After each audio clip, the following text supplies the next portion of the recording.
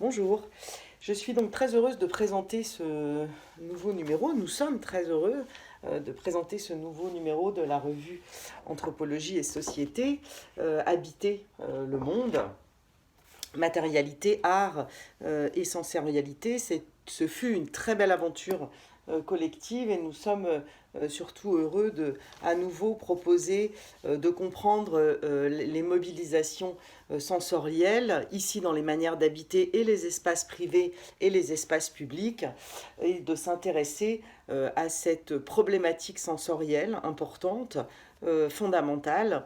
Et rappelons que la revue Anthropologie et Société est déjà pionnière puisqu'en 1990 elle fait paraître un numéro spécial autour des questions sensorielles et autour des 5 sens. Alors, le paysage olfactif que nous avons choisi pour illustrer ce thème en couverture de numéro et qui a été réalisé par l'artiste Kate McLean en offre une traduction immédiate. Alors de prime abord, on voit un pointillisme plutôt abstrait, mais en fait l'artiste a interrogé les habitants de la ville de Singapour en leur demandant ce qu'ils sentaient dans leur ville et elle a repéré sur une carte ces odeurs qui lui ont décrites. Donc il peut y avoir aussi bien l'odeur de l'humide, l'odeur du jasmin ou de manière plus étonnante l'odeur d'une vie difficile. Et à travers cette représentation, on voit que le ressenti olfactif finalement dessine des possibles et qui déborde largement les limites architecturées de la ville. On voit bien comment une lecture sous-jacente évidemment aux perceptions et aux représentations des sens peut se faire et c'est l'objectif, un des objectifs de ce numéro et des auteurs qui y contribuent. L'idée même d'habiter, habiter au cœur évidemment de ce numéro renvoie au rapport bien évidemment que l'homme entretient avec les lieux de son existence, comme l'évoque notamment Julie Soleil-Archambault dans ce numéro. Matérialité et sensorialité forment ainsi un style culturel, remarque un autre auteur, Michael Beale.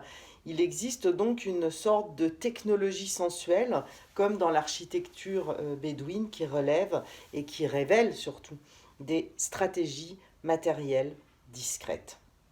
Les créations du quotidien les plus ordinaires, tout comme leur déclinaison artistique, la chorégraphie pour François Laplantine ou des odeurs pour la photographe Éléonore Bonneval, permettent au final de comprendre les rouages symboliques des cultures sensorielles.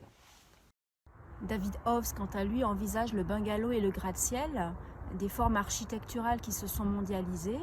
Et alors que Michael Beale nous fait entrer dans les intérieurs bédouins au Mozambique, nous découvrons aussi les intérieurs domestiques italiens à travers les travaux de Matteo Aria et Fabio Dei. Roselyne Lambert envisage ce rapport à l'intériorité à travers le ressenti des agoraphobes à Oslo, en Norvège, tandis que Marc Breviglieri, lui, se plonge dans le ressenti des femmes dans l'univers oasien au Maroc. Alors faire se croiser les regards des artistes et des anthropologues nous est paru important parce que si le domaine sensoriel connaît actuellement un engouement important, la mise à l'épreuve des sens de manière concrète reste bien souvent dans l'ombre. C'est pourquoi nous remercions tous les auteurs qui ont contribué à ce numéro et qui ont accepté de se prêter au jeu de l'analyse du triptyque matérialité, art et sensorialité. Ce numéro paraît une année où chacun d'entre nous a pu faire l'expérience brutale du repli sur le chez-soi imposé par des confinements partout dans le monde. Nous n'avions bien sûr pas anticipé un tel contexte en préparant ce numéro, mais alors que nous appelions de nos vœux à repenser les relations nouées avec les choses qui nous entourent, notre environnement, cet événement est venu questionner nos manières d'habiter le monde. Les auteurs de ce numéro apportent peut-être aussi finalement des éléments de réponse pour repenser les conditions de notre présence dans le monde, dans un monde devenu incertain.